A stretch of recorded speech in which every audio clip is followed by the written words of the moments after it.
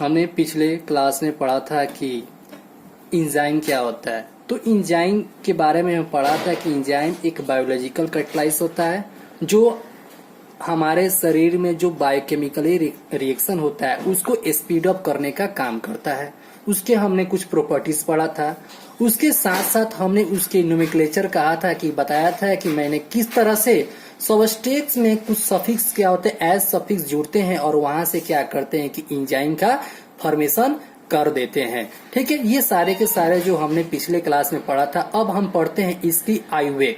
यानी आयुवेग मीन्स क्या होता है, तो इंटरनेशनल यूनियन ऑफ बायोकेमिस्ट्री। जैसे हम ऑर्गेनिक में पढ़ते आयुपैक, वैसे ही यहाँ पर पढ़ते हैं आयुबी, यानी इंटरनेशनल यूनियन ऑफ बायोकेमिस्ट्री, जिसका एस्टैब्लिश जो हुआ था वो कब हुआ था, 1955। कभी कभी हम कोई किताब में देखते हैं वहां से इसका एस्टैब्लिश जो होता है 1961 भी लिखता है। ठीक है, तो ये एक्यूरेट रूप में नहीं हमको मालूम है, लेकिन ये क्या होता है कि 1955 या तो 1961, ये दोनों में क्या हुआ था कि आयुर्वेद का एस्टैब्लिश हुआ था।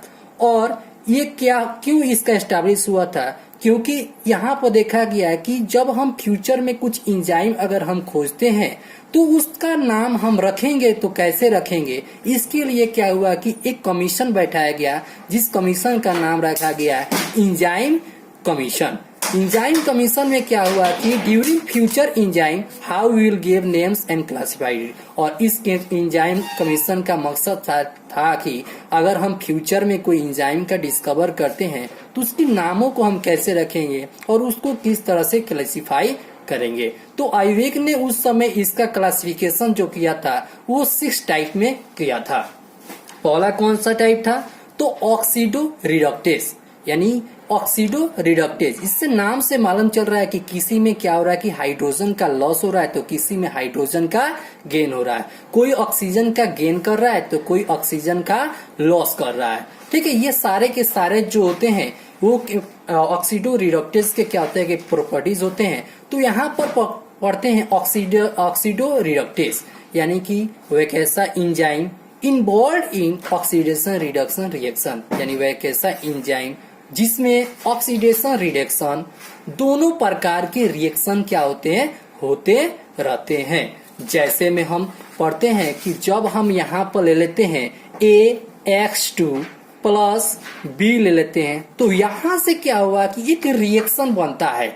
ठीक है, और इस रिएक्शन में क्या होगा कि यहाँ से जो ये हाइड्रोजन है वो क्या होगा कि रिमूवल होगा, यानी कि यहाँ से हाइड्रोजन क्या होगा कि रिमूव होगा और गेन कौन करेगा, ये करेगा। यानी कि देख रहे हैं कि यहाँ से जब हाइड्रोजन निकल रहा है तो यहाँ से क्या होगा, ऑक्सीडेशन होगा, और ये गेन कर रहा है तो ये क्या होगा, रिडक्शन होगा। तो यहाँ से क्या होगा कि A अलग हो जाता है और यहाँ से BH2 का क्या करता है कि फॉर्मेशन कर देता है। तो देख रहे हैं कि इस रिएक्शन में ऑक्सीडेशन और रिडक्शन दोनों प्रकार के क्या हो रहा है कि प्रॉपर्टी शो कर रहा है। तो इसलिए इसे हम बोला जाता है कि वह एक ऐसा प्रकार के एंजाइम जिसमें ऑक्सीडेशन रिडक्शन रिएक्शन दोनों क्या होते हैं कि इन्वॉल्व होते हैं, उसे क्या कहते हैं, ऑक्सीडो रिडक्टेज कहते हैं। अब हम कुछ एग्जाम्पल ले लेते हैं जो हमने पिछले क्लासों में किए हुए हैं। ठीक है, जिसमें क्या होता है कि ग्लूकोज 6 फोस्फेट डिहाइड्रोजेनेस, क्या होगा, ग्लूकोज 6 फोस्फेट डिहाइड्रोजेनेस। दूसरा बात, हम दूसरे इसकी क्लासिफिकेशन पढ़ते हैं जिसका नाम है ट्रांसफेरेज, यानी ट्रांसफेरेज मीन्स होता है कि इसमें क्या होगा, ट्रांसफर होगा। एक ऐसा प्रकार के एंजाइम जिसमें enzyme that catalyse the transfer of functional group, यानी कि एक ऐसा एंजाइम जो होता है जिसमें क्या होता है कि फंक्शनल ग्रुप का क्या होता है कि ट्रांसफर होता है। हमने फंक्शनल ग्रुप में पढ़ा हुआ है ऑर्गेनिक में कि फंक्शनल ग्रुप क्या क्या होते हैं। तो फंक्शनल ग्रुप जो होते हैं वो कौन से हो सकते हैं, तो कार्बोनिक एसिड हो सकता है, क्लोरीन हो सकता है, OH हो सकता है। ठीक है, और क्या होता है, कीटोन अल्डिहाइड हो सकता है, और क्या हो सकता है, कीटोन हो सकता है। तो ये सारे के सारे फंक्शनल ग्रुप का क्या होता है कि इसमें क्या होता है कि ट्रांसफर होते हुए रहता है। जैसे हम एग्जाम्पल में लेते हैं कि जैसे हम A और X लेते हैं और यहाँ से B, तो जहाँ X जो है वो क्या है, फंक्शनल ग्रुप होते हैं। X क्या है, फंक्शनल ग्रुप है और यहाँ पर क्या होगा कि ट्रांसफर होगा, यानी कि इसके साथ जो X जुटा हुआ है वो ट्रांसफर होकर इस B के साथ क्या होता है कि आकर जुट जाता है।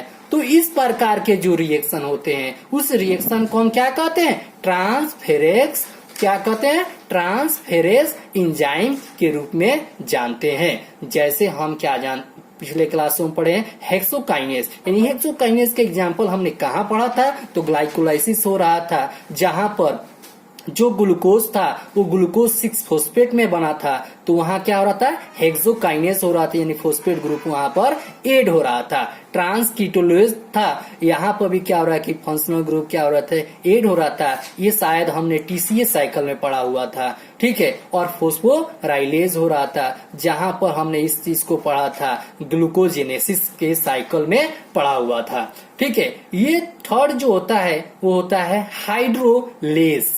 हाइड्रोलेज मीन्स होता है कि इसमें क्या होगा कि हाइड्रोजन की मौजूदगी में क्या होगा कि एंजाइम अपना रिएक्शन को क्या करेगा, शो करेगा। किसके मौजूदगी में, तो वाटर के मौजूदगी में क्या करेगा, अपना रिएक्शन को शो करेगा।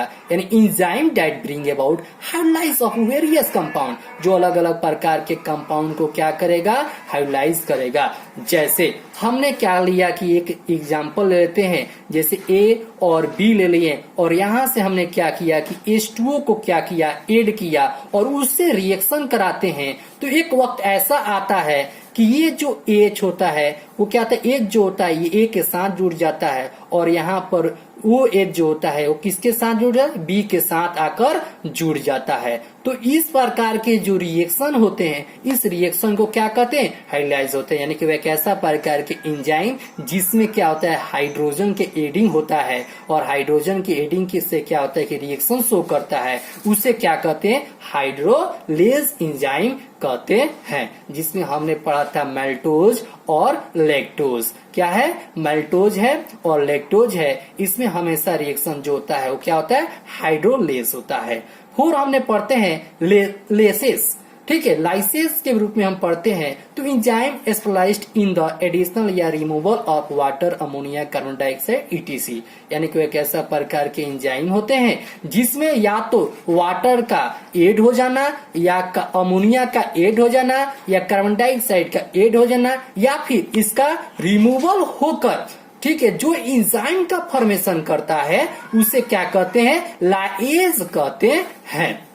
जैसे A माइनस बी है और यहाँ पर x माइनस वाई है, ये x और यानी A और B है और x और y है। तो यहाँ x और y जो हो सकते हैं वो आपका या तो वाटर हो सकते हैं या अमोनिया हो सकते हैं या कार्बन डाइऑक्साइड हो सकते हैं। और इसमें क्या होगा, या तो इसका रिमूवल होगा या फिर क्या होता है, ऐड होगा। और इस तरह से जो रिएक्शन जो शो करते हैं, ठीक है, इस रिएक्शन को हम क्या कहते हैं, इसी रिएक्शन को हम कहते हैं लाएज। क्या कहते हैं, लाएज कहते हैं, ठीक है। और इसमें हम एग्जाम्पल देखते हैं फ्यूमरेज। एग्जाम्पल इसका क्या हो जाएगा, फ्यूमरेज हो जाएगा और क्या हो जाएगा, ऑल्डोलेज हो जाएगा। जैसे यहाँ पांचवा हम पढ़ते हैं लाइगेज। लाइगेज क्या होता है, यानी कि एक ऐसा प्रकार के एंजाइम जिसमें दो मॉलिक्यूल्स आपस में जुड़ते हैं। क्या, तो एक ऐसा प्रकार के एंजाइम होते हैं जिसमें दो मॉलिक्यूल्स जो होते हैं वो आपस में जुड़ते हैं। कब जुड़ते हैं, तो यूजिंग एटीपी की फॉर्मेशन करने के बाद क्या, तब इसका यूज करने के बाद से क्या होता है, दो मॉलिक्यूल्स आपस में जुड़ जाते हैं। उस रिएक्शन को क्या कहते हैं, लाएगेज कहते हैं। यानी उस एंजाइम को हम क्या कहते हैं, लाएगेज कहते हैं। जैसे एग्जाम्पल में होगा डीएनए लाइगेज और क्या होगा, सुकिनेटायोकाइनेज। क्या होगा, डीएनए लाइगेज। अब इसका भी हम कुछ एग्जाम्पल देखते हैं। जैसे हमने अभी देखा ए और बी है और क्या है, एक्स और वाई है, ठीक है। और ये फॉर्मेशन किया, मान लेते हैं ए और एक्स और बी वाई हुआ। कब, तो दो मॉलिक्यूल्स आपस में जुटने के बाद से एक नया सा क्या होता है कि एंजाइम का क्या हुआ, ये फॉर्मेशन करते हैं। लेकिन कब, जब इसमें क्या करते हैं, हम एटीपी का प्रयोग करते हैं। तब कब, तो जब हम उसमें यूजिंग एटीपी का फॉर्मेशन करते हैं तब जाकर क्या होता है, ये फॉर्मेशन होते हैं। उसे क्या कहते हैं, लाइगेज कहते हैं। और इसका एग्जाम्पल डीएनए लाइगेज और सुकिनेटायोकाइनेज होते हैं।